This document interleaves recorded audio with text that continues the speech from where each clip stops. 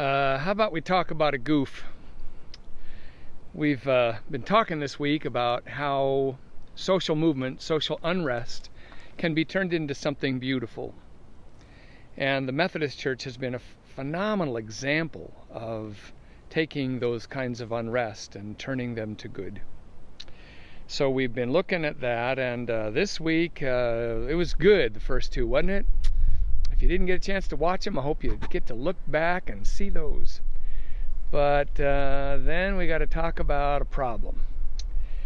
The movement to shut down alcohol, abstinence, was largely driven by Methodists, and I'm a little embarrassed, but I want to talk about why.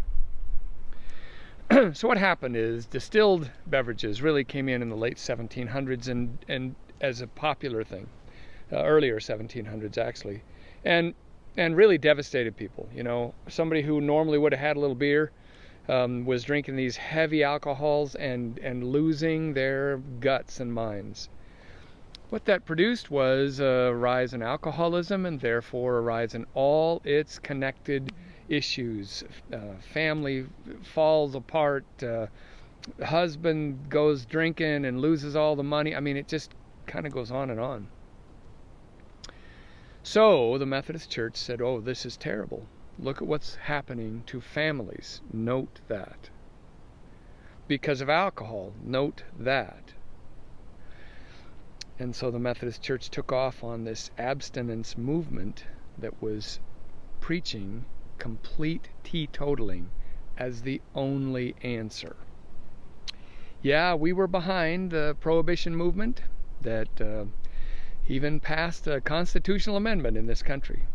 However, note, that was undone because I think lots of people saw how wrong it was to associate all things alcohol with anything that might be alcohol, or associate alcohol as the only source of all those other societal difficulties.